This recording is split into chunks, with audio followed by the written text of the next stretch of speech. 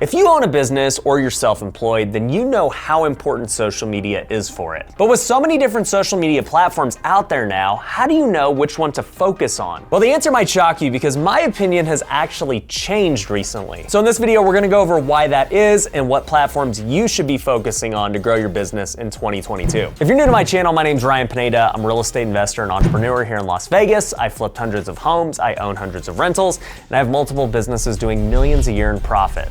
Now, I didn't start taking social media seriously until the middle of 2020. Before then, I didn't have a TikTok account, I didn't have a YouTube channel, I didn't have a podcast. All I had was my Instagram with about 15,000 followers. Fast forward to today, and I've got over 1 million followers between those three platforms, and I've got a top-rated podcast. The one area where I'm really lacking is my Twitter. I just started getting active on that again, so if you want to go follow me on Twitter, go to Ryan Pineda Show. It would do me a big favor. I'm going to be posting a lot of my NFT and crypto content there. But anyways, the reason I show you that is because your social media channel can grow really quickly if you do the right things. But the biggest problem I see for businesses is they don't have enough time to devote towards social media. And this makes sense because in your business, you're busy running the day-to-day. You've got to go close deals, you got to go get inventory, you've got to deal with clients and customers.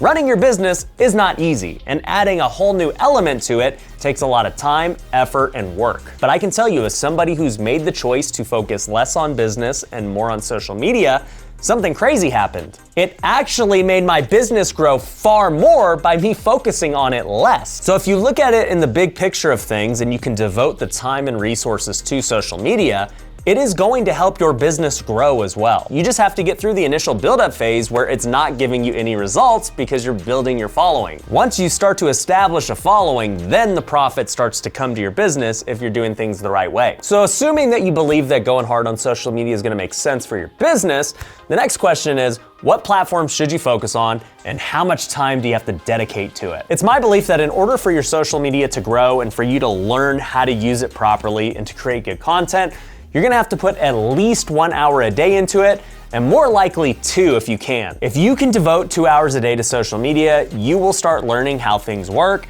and you will become a better content creator. Now, what I'll say is most of you probably spend 2 hours a day plus on social media, but you're a consumer. When I say spend 2 hours, I'm talking about creating actual content, not consuming it. So for those of you who are saying, I don't have 2 hours a day to create content, Ryan, like I'm busy running my business and hanging with my family, doing all this stuff. I don't have the time. Well, you actually do have the time. You're just on social media consuming it during that time instead of creating. So stop your consumption of social media and start creating instead. Now, assuming you're willing to do that, which platform should you focus on? Well, if you would have asked me this a year ago, I would have said you need to focus on YouTube. And the reason that I've always said YouTube is because it's the only search-based social media. And in business, being search-based is going to be so important. It's really simple when you think about it. YouTube is owned by Google. Google is the #1 search engine in the world. YouTube is number 2. And guess what happens when somebody searches something on Google? Let's just take, for example, someone says, how do I flip a house?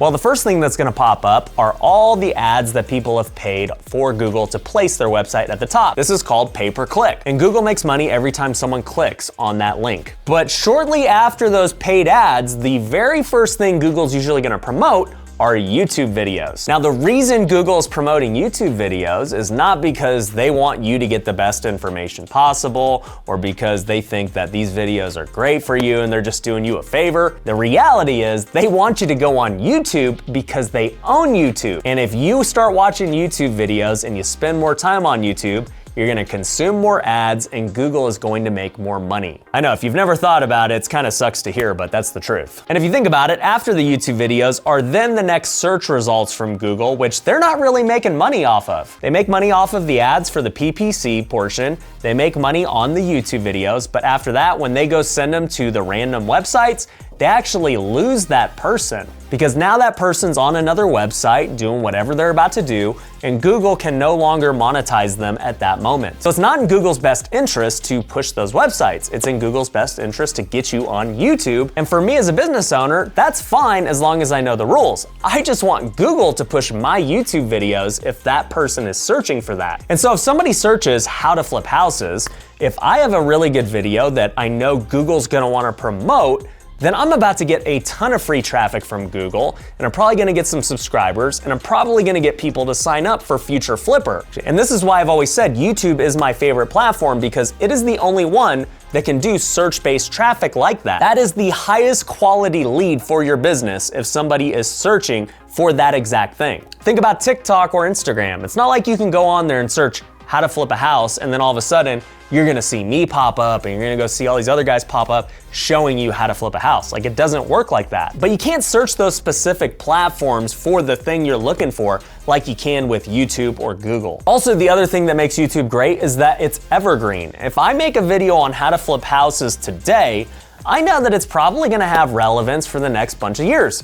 As long as I've been flipping houses, the process of it has not changed very much. And so I know if I make a video today, there's a good chance somebody's gonna see it years from now, and it's still gonna have value, and it's still gonna drive traffic to my business. Once again, TikTok, Instagram, Facebook, they are not like that. They are very much on what's been posted today. They wanna show you recent content today. How often do you see an Instagram post from a year ago? It just does not happen. And so that's the beauty with YouTube. If you make a video today, there's a good chance there's gonna have value for the long haul. And you're essentially just building up this catalog of all these videos that can get seen at some point. On Instagram, when I make a video, I know that after a few days, it's probably gonna die out.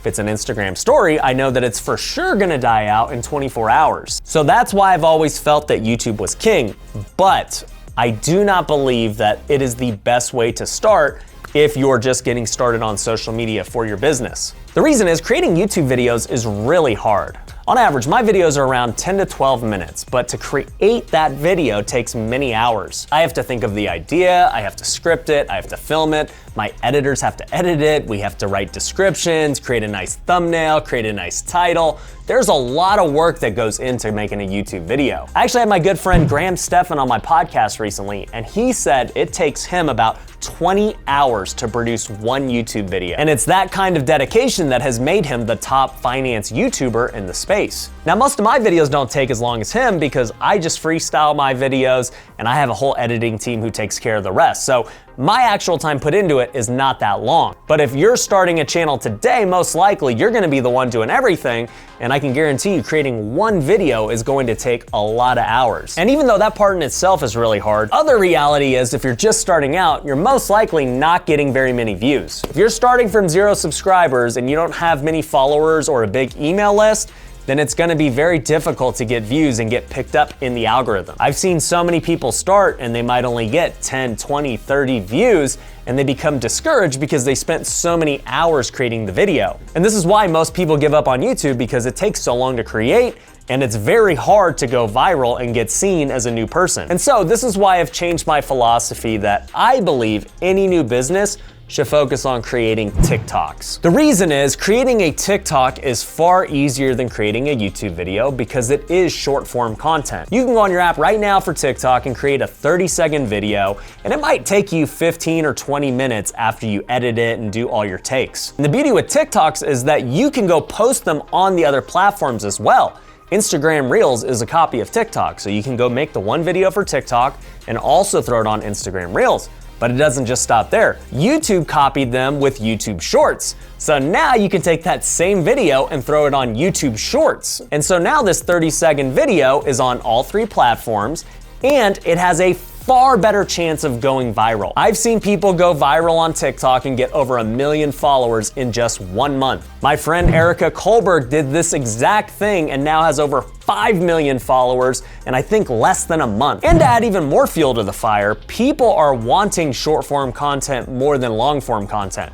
People's attention spans are getting lower and lower, so short form content is going to win as time goes on. So even though those platforms don't have the evergreen or the searchability that YouTube has, it is going to be far easier for your business to get seen. It's going to be way easier to go viral, making the content is easier, and you're going to get more followers as time goes on using that method than if you were to just strictly devote all your time to YouTube. Now, I'm not saying you shouldn't make YouTube videos at all. Quite the contrary. What I'm saying is do the short form content first and post them across all the platforms. Once you start getting a bit of a following from there, then you can start making long form YouTube videos, and then you can have your audience from these platforms you've already established watch your YouTube videos. This is exactly what I did. I started to get an audience on TikTok and Instagram, and so when I started making long-form YouTube videos, I already had a built-in audience who was willing to go watch them and help the YouTube algorithm. And once you build that audience up, you can start doing really cool things like I do now, where I repurpose my YouTube videos and my podcast, and those become my TikToks and my Reels and my YouTube Shorts. And so it becomes all the same content, but in different forms. If somebody wants to watch the long-form full version of it, they can go on my YouTube, they can watch my podcast. If somebody just wants a little clip of it, they can watch it on TikTok, they can watch it on Instagram. That way I'm hitting all demographics. But the biggest thing we know as business owners at the end of the day is just getting our business out there and making people aware of it. If people are aware of your business, you're gonna get traffic to your website and it's gonna convert into more leads and more profit. So that's what I would focus on in 2022 if you're looking at growing your business through social media. Also, if you didn't know, I have a social media academy.